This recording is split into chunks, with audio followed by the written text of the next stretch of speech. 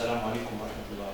My dear students, fourth academic year of Customs Branch, Faculty of Commerce. Today we will continue what we started last time. I'm talking about expanding public debt in the Islamic countries, the problem and the suggested solution.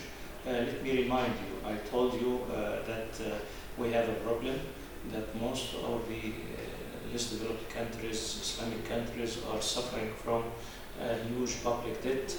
It differs from one country to another. However, it is a big problem because this problem means that most of the, a good part of the budget funds will be allocated for servicing our debt. I mean, we pay what we call the interest and also the installments. So actually all countries try to solve these problems, and we will come across different approaches to solve this problem. But let me remind you, the last point I mentioned last week is talking about the theoretical framework of the study. I mean, what are the reasons for the public debt problem, expanding public debt problem, budget deficit, and so on. And in fact, I gave you a Keynesian model. This Keynesian model has some equations starting from a balanced budget. Then we move to explain where the budget deficit and what will happen to the budget deficit through time. And I told you that we have two equations which are so important. These equations are equation number 6 and equation number 9, like what we have. Let me remind you with this model. I told you equation number 6 and equation number 9 is so important for us to deal with what we call what are the sources of budget deficit and also what will happen to the budget deficit through time. Is it expanding, exploding? It is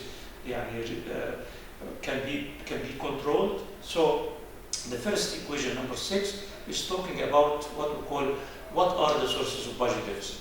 Budget deficit, as you see in the PowerPoint, BD sub T is consists of two parts. One is related to what we call current activities or management of the economy by the government. That is G minus T for that year. T represents what we call the current year. The budget deficit this year will be divided into two parts. One related to the current year activities, that is the difference between G minus T, but in G, we exclude what we call the accumulated debt or accumulated budget deficit comes through last years. But the second part, rho I, D sub T minus 1, represents what we call the accumulation of the source of budget deficit related to the previous year. If there is a budget deficit this year, can be divided into two sections, one related to the activities this year and another one related to the government performance during the past years. The first one is G minus T, as I told you, government spending or expenditure minus tax revenues or government revenues, except, as I told you, G here, we exclude the interest payment. The interest payment comes in the second section, I, D, T minus 1, where with D here, the public debt of last year, if you multiply it by I, the average interest rate on government securities, this will give us how much the government should pay for interest. So what is this equation tells us? It tells us even if we have initial balance, it means G equal to T, this first part, in year T, still the budget may end up with deficit. because of the interest paid on the accumulated public debt. This year we may not have what we call budget deficit for the current year activities, but we will still, on the left-hand side of the equation, we still will have positive budget deficit. Why? Because of the interest paid on the accumulated public debt.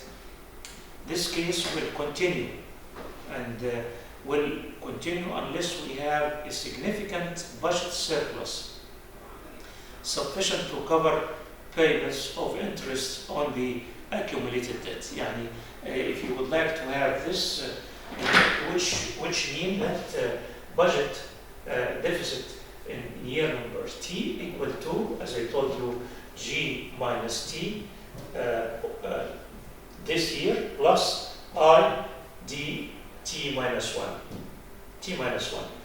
If we would like this to be equal to 0, this should be G minus T, G minus T, G minus T, plus whatever, plus I D T minus 1 is equal to 0, or T minus G for that year, for this year, should be equal to I D T minus 1. And of course, this is the point. This is point here. The point here is that we have we have budget surplus sufficient enough to pay for what we call accumulated interest, our interest paid on our debt. So this is the first equation. That is very important to show to you what are the sources of budget deficit and how can we solve it. Now, if we move to equation number 9, which is very, very important. Equation number 9, we have what we call small letters. And these small letters represent, as I told you, represent percentage of budget deficit to GDP, and also BT minus 1 on the right-hand side represents what we call the percentage of public debt last year, the year T minus 1 over the GDP. And this equation tells us an idea. That is, as I told you, BDT, BDT is equal to BD over GDP. All this is for the year T. So this is, and the same is true. B T minus 1 equal to deficit over, debt over GDP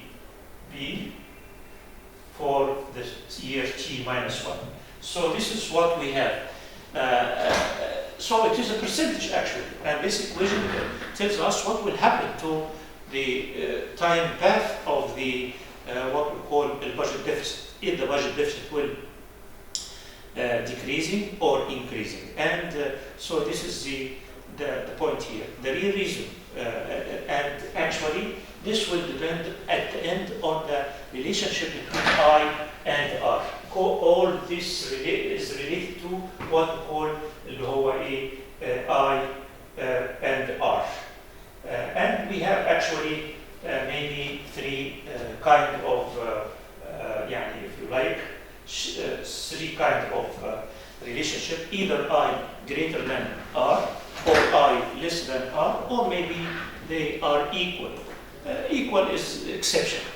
But we know that I is the interest on the government bonds and bills, government securities in general, and R is the rate of increase in GDP, our rate of growth in GDP. What will happen?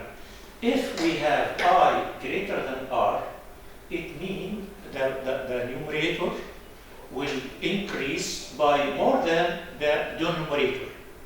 And this actually will explode public debt, will make the public debt more, bigger and bigger. And this will happen. What does this mean? It means that budget deficit will not be sustainable. And we have exploding public debt. and consequently exploding what we call interest payment on the public debt. So the real reason, and this gives us, since R is fluctuating, R, or rate of growth of GDP, is fluctuating, increasing and decreasing, but I is predetermined at first. Yani when when the government issued what we call securities, they said the interest rate will be that much. So it is not related to what will happen to the growth in GDP. So from this point, the essence of this point tells us that the main reason, the real reason for expanding public debt problem is the existence of interest. Since R is fluctuating through time, but I, small I, is always positive and predetermined in advance. It is I which creates this problem. This is what I have, I tried to explain it again so that it may be easier for you. Now, if we move to the empirical reasons, studying making what we call induction about the data and whatever in Islamic countries, we will find actually this. We have the main reason for expanding public debt in the Islamic countries, economic gaps. Economic gaps, either domestic or foreign, that are related to the following reasons. We mentioned domestic gap is increase in what we call public spending over the public revenues. The foreign gap related to what we call exports and imports, either in goods and services or whatever. So what happened? If we have spending more than what we are earning as revenues as a government, and if the value of imports is greater than the value of exports, in goods and service and transfers, whatever, then actually we will have this problem. What are the reasons for these gaps? Again, we are driving what are the reasons. With respect to the external gap, we have some reasons. One is the increase in real interest rates. Indebted countries always borrow money from whatever other countries, international banks, international institutions, and actually what is happening in international banks and the other governments, and real interest rate is increasing. And this will increase the servicing of the debt over those people who borrow money. Deteriorating terms of trade. Terms of trade is what we call is price index of exports over the price index of what we call indices for imports. And what happened? Less developed countries always exporting raw materials, animals, agricultural products, and they cannot actually control the elasticity of what we call production, or elasticity of whatever the price elasticity of demand is always limited or small. However, they are importing manufacturers, they are importing some industrial goods, which is the elasticity, the price elasticity is greater. So what happened? They always importing goods that can be controlled by the exporting countries, which is developed our creditor countries, and at the same time, they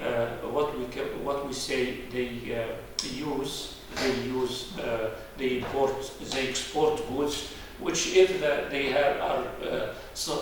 if they produce more because of less elastic demand on these goods, the prices will go down more than the increase in the quantity. And what happened? The revenues of the less developed countries will be smaller. And last point is economic dependency on the Western countries. Economic dependency, you will see some kind of economic blocks, and what happened? Less developed countries are exporting to maybe a limited number of advanced countries, so they are depending on those countries in terms of revenues, in terms of whatever, and this dependency for Western countries increase the problem of external gap or public debt. With respect to the internal gaps, this is related to the management of the economy, domestic economy by the government. We here will find in many countries the absence of sound economic reforms. That is, many countries are using policies short-sighted or short-run. They may not have the ability to look for long period of time, and of course the changes of government, the changes of whatever, this will create, you can say also the political economy plays maybe a not good role in generating sufficient funds or in making feasible economic policies or programs or whatever. The second, lack of wise management of foreign and local debts. Third one, borrowing policies and rescheduling debt condition. Many countries, they make it easier since they can borrow money. They don't worry too much about how they will pay back this money. In fact, borrowing money should be restricted to what we call productive projects or good projects with good feasibility studies, so that we can pay back our debt and services from the returns of these projects. However, if we borrow for consumption purpose, then actually what will happen? We always will borrow, and we make rescheduling. Rescheduling condition mean that the creditor countries will give you some period to pay, additional period to pay your debt, but in return they will receive higher interest rate. Military disputes among Islamic countries, and you can you look at the map of the Islamic countries, and you will see each two neighbors. They are suffering from military disputes and problems, and this, of course, spending on military arms or defending the countries will take good part of our resources, and especially the problem of Palestine has a negative effect on all Islamic countries in neighborhood of Palestine or whatever. What are the consequences of public debt? What are the consequences of public debt? An important cost of public debt is the human and social cost for people in the indebted countries. People in the indebted countries will suffer lower standard of living, less of dignity. They always in need, feeling despair. Look at the direction of immigration in the world. You will find always from less developed countries to Western countries, United States, and of course they despair. The youth are despair, high rate of unemployment. They cannot get their lives, and so on. So what happened?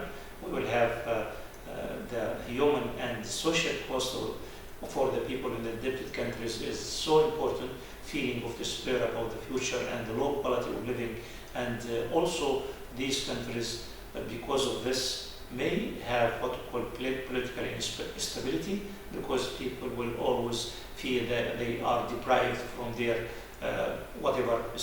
their basic necessities of living, and this may make the community unstable. In addition, with respect to domestic debt, crowding out effects on the private sector investment. What I mean here, I mean, as you know, when the government borrow money, businessmen will not have sufficient money to invest, and we have what we call crowding out effect. And the crowding out effect, I think I explained it maybe last week when I mentioned the following. when I mentioned the following. If we, of the businessmen are borrowing from the what we call the financial sector in the economy for investment, so if the government has budget deficit, the government has to borrow money, and this will be on the expense of private investment. And of course, if private investment has been lowered or decreased, what happened to the job opportunities, employment, and so on. So we have this problem. In addition, with respect to the domestic debt, crowding out effect on the private sector investment. In addition, borrowing from the central bank increases the monetary base and creates inflationary pressures. This will create a lack of confidence in the effectiveness of the public policies, monetary and fiscal policies, and so on. Let me show to you this crowding out effect, because this is so important. With respect to crowding out effect, if I have Keynesian model, I'm talking about credit market. If I have here what we call credit market,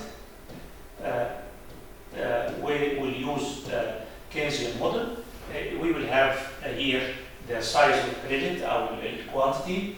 We have here interest rate. Then what happened? Let us start from without involving or including the budget deficit. If we have this is a demand for credit, the demand around that will be for investment by the private sector. And what happened? According to the Keynesian model, the supply of money or supply of credit will be looks like this. It is a decision made by the monetary authorities, the central bank or whatever. So what happened? This is the quantity Q1, and of course this will be the interest rate. The interest rate. This is the amount of investment. This is the amount of investment by the private sector. Now, suppose the government is involved in this picture. The government has borrowed, has deficit and should borrow money from the credit market. This means the government has to encourage people to subscribe or to be involved in its how to buy government securities. And to do this, the government has to increase the interest rate. And what happened? We will have, if this is a demand by the private investors, businessmen, then actually we have another curve اللي هو ده اللي هو هيبقى الديماند. Now is this by investors plus the government اللي هو for covering or for the budget deficit. What happened? Interest rate instead of I1 will be I2. And of course, what happened? The amount of credit is still the same. But what happened if the monetary authority didn't increase the supply of money? Then what happened? We have this amount previously, before the budget deficit, all this money are directed to investment. However, if we have now the government is borrowing that money, the government will borrow, this will be the borrowing of the government. And this will be by the private investors. So if we make this line here and Q2, what happened? For private sector, for business sectors, they used to borrow Q or OQ1. Now, after they borrowed only OQ2, so the amount of investment will be lower, and the amount of what will cover the amount of employment and so on. Why? Because the government has crowded out. So the involvement of government in borrowing money has reduced the amount of investment by this amount. This is the amount, what we call crowded out effect, because of the government borrowing and crowding the private sector for the amount of borrowing. Consequences with respect to foreign debt, development efforts will be paralyzed because of the pressure and interference of the credit countries in the economic, political, and social affairs. And I told you, there is a big dependency of the for the indebted countries for yes, by the creditor countries. And what happened? They would like to guarantee that they will receive back their money. So they will be interfered through IMF, through whatever political reasons and whatever. So this is a big problem with respect to the foreign debt. The countries will try only to pay back its debt, not necessarily to increase their investment, to raise the standard of living of their people or whatever. And this is the big problem of what we call public debt or budget deficit. Accumulation the public debt problem and the dangerous effects in expanding public debt problem. Here another, if we continue in this sequence, in this cycle, that we are borrowing to pay back our debt, this will create what we call vicious circle of debt. And actually it is not a good circle. The circle said, in order to pay back your debt, you have to borrow money. But borrowing money itself will enlarge your debt. So actually we are moving in cycles. But these cycles not static. In other words, these cycles like this. And we start here, we make like something like this. So it is exploding type of. Some people make this. They call about this snowball, like snowball when you throw a snowball in a surface, it becomes bigger and bigger through time. The big difficulty of this problem is that it creates a dynamism and that pushes the indebted countries to fall in a vicious circle of debt, in addition to the poverty problem for the indebted countries. Poverty problem creates instability in all aspects of life, economic, social, and political. Now, public debt in Islamic countries is a problem and suggested solution. There is some suggested solutions, but it was individual. Before I said that, three main approaches try to solve this problem. One is international, related to the international economic institution. The second one is suggested by indebted countries, and the third one, it is an approach suggested by this study, an Islamic approach. An Islamic, it is not the Islamic, but it is an Islamic. It means that this is not exclusive method of solving the problem, but this is suggestion. This is a suggestion. Now, an introduction, benefits of solving public debt problem on the national level and on the part of household as well as the private investment sector. I think, if we know the problems of having big public debt, then actually we can say that solving these problems, of course, will be beneficial to these countries. What are the benefits? The benefits we have what we call higher standard of living, a higher rate of growth in GDP. We will have dignity to all the people in the country. The problem of poverty, unemployment, all these problems will not be so severe or will not be existed as it is were now. International institution solution. This is what we call a deflationary approach on both sides of budget and expenditure and revenues. This is the solution by the IMF and the solution of World Bank. The solution of World Bank.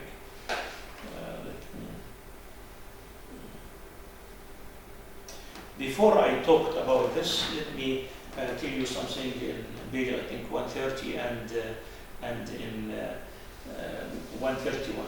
There were some individual trials to solve this problem. These individuals comes across by some names that some people try to solve this problem. Some of the suggestion is that we would like to make swap, debt equity swap, where banks buy firms and business in indebted countries with a big discount. We have 3 individual solutions that what we call debt for debt equity swap, debt for debt swap, and debt for nature swap. في ثلاث مبادلة يعني مبادلة what we call debt for equity swap. عندي 3 أشياء debt for equity, debt for equity swap. This is debt for equity swap. And actually, this is the that the banks which are lending countries, recognizing that these countries will not be able to pay back their debt, they may suggest for them in that they should sell to them some of their assets, national assets, with a big discount. So if a bank has what we call 100 million of euro or pounds or whatever, then actually they may accept and to buy assets equal to 50 or whatever from that country. And of course this will end up with many of the national assets will be on the hand of foreign banks. The second solution, our suggestions, by debt for debt swap. That is instead of having what we call foreign debt, some of the nationals will buy the foreign debt to be internal debt or also with big discounts. So if, for example, one of the Egyptians or whatever, he knows that Egypt has a public debt by 100, they will tell them, I can give you cash, 30 or 40% of this debt, and so we have a discount of 60%. And what happened? We are translating foreign debt into a smaller local debt. And the third individual solutions to the public debt, debt for nature swap. This may be related to the big countries that has what we call some kind of natural resources very important, like Brasilia, where we know that Amazon Valley, and this is represent like a filter for the for world air, and so the Brazilian may say to their debt creditors, look, if we cut down these trees to sell it for whatever industries, paper or whatever, wood industries, this means we will hurt the whole world. So actually you should give up some of your debt for us, not to cut down our trees in order to pay back your debt. However, this was individual trials. Also, there is some suggestions by some of the key figures like James Speaker, which was a minister, I think, finance minister in the US, and he suggested rescheduling paying foreign debt from indebted countries according to the circumstances of each country. Reschedule. يبقى السجستشن هنا reschedule. But he assured that this indebted country should guarantee he will pay back its debt. Also, Brady in 1989, again another American, suggested that we should give up 20% of foreign debt for the indebted countries in condition that IMF and the IP will guarantee the indebted countries.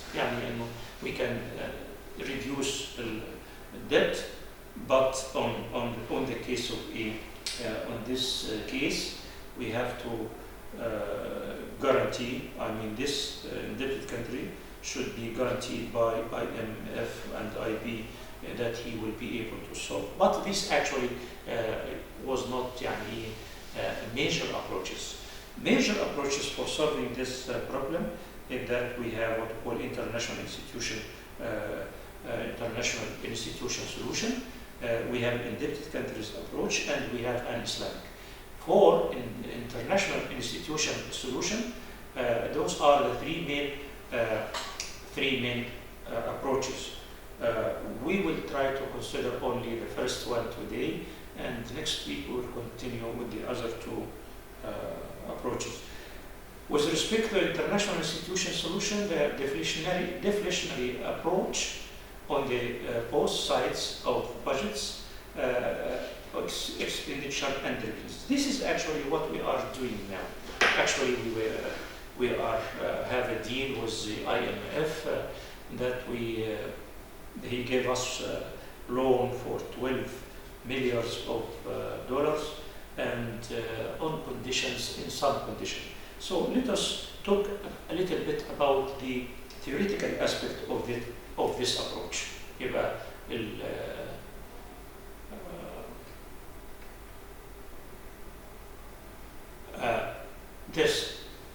Let us start with what we call it the key element or the key philosophy behind this solution. Our first solution, international institution solution, the deflationary approach. The reasons for public debt and budget deficit problems is they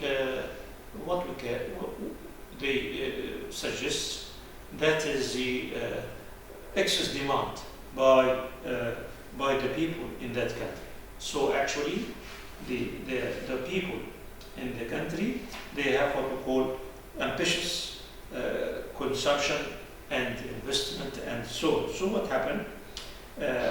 So this is the excess demand for these resources. This is the reason for the problem. So from the point of view of institutions, we should have a stabilization program as a precondition for fiscal reform. We need fiscal reform.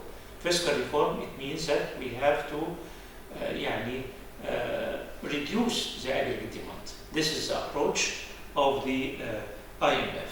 People live in higher standard than their what we call resources can afford. So what happened? We have to dampen their demand, either in consumption or in other words. This is the main idea behind this solution. People have higher. If I try to explain it through also a diagram in a model, if I can say this, if we have this is the Keynesian solution. This is the Keynesian what we call macro model, where we have what we call aggregate demand and we have aggregate supply. If we take one of the explanation of model here, we have GDP أو GDP وعندي هنا price indices. What we have? We will have demand and we have supply aggregate. Sorry, ده GDP وهنا هنحط aggregate demand. Sorry. ده aggregate demand وهنا aggregate supply. This is the aggregate supply, and this is actually the aggregate demand. The aggregate demand. And the aggregate demand. This aggregate demand. So this is the equilibrium. Here we y, and the whole GDP, and this is the what we call this is the equilibrium point. However, from this approach, they feel that this aggregate demand is so high, and this is the reason for this problem. So what happened? We should reduce this to this level. we have to reduce the aggregate demand. So what happened? We will get here at Y2 or what? Yeah. So this is the main solution of the main idea of solution of the international institution solution. That is this, we need stabilization, and to do this, to move the aggregate demand into a red one like in the port, this means the following. Technically, as they said, economic gaps are generated by excess demand. We need to dampen, we need to reduce the consumption and the credit ambitions. لأنها greater than national resources. What happened? The aggregate demand will go down, demand, and this is what they call it demand management policies. So we are reducing the demand or shifting the demand curve to this, and we have a new equilibrium, and of course we will go to Y2. So reducing, how to do this? How to shift the demand curve from here to here? How to shift it? You can shift it through what we call reducing public spending and increasing public revenues. You have to work on both sides. How to reduce public spending? To reduce public spending by some, by lowering spending on what we call social purposes, by reducing what we call government employment, by not permitting new jobs for the people, by the government, reducing, how to reduce what we call government expenditure.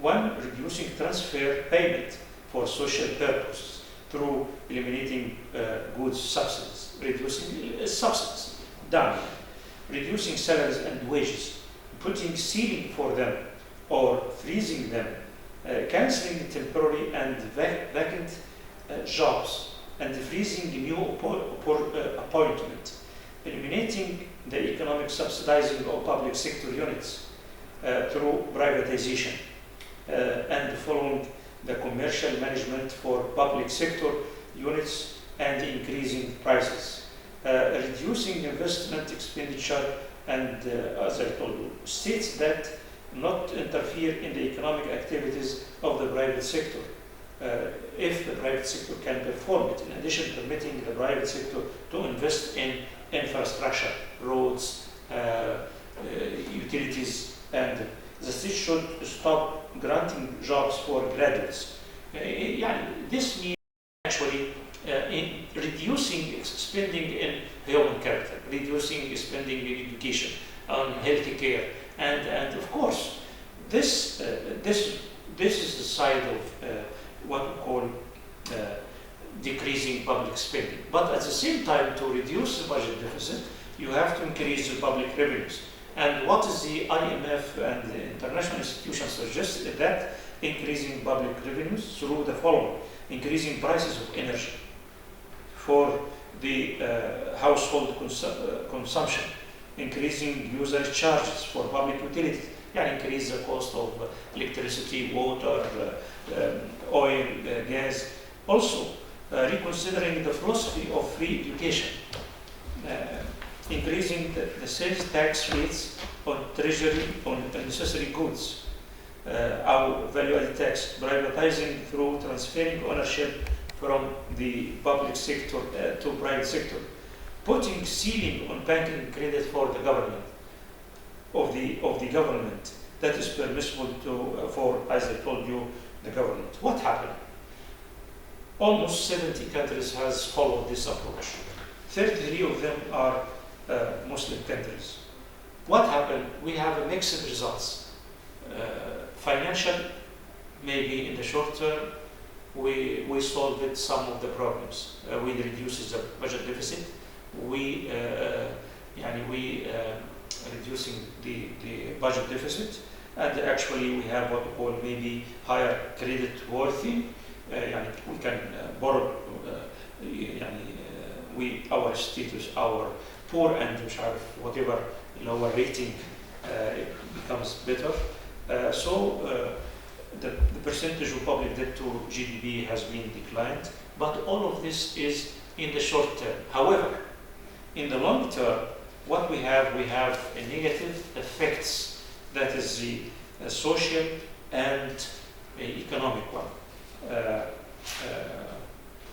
These negative consequences, there are social effects in IMF, I mean increasing unemployment rates, decline of capacity to satisfy the basic needs of the people. I mean, we are suffering some economic and social problems, eradication of middle class, which is so important for the country, more unequitable distribution, and of course, this is the conclusion is also, I told you, it is a mixed one. In the long term, the outcome is negative, of course, and we are seeing now, because we not having this help from the IMF for the first time these days. We have this from in the 90s, but what happened? We still borrowing the money, and the essence of the problem was not solved. Thank you, dear students.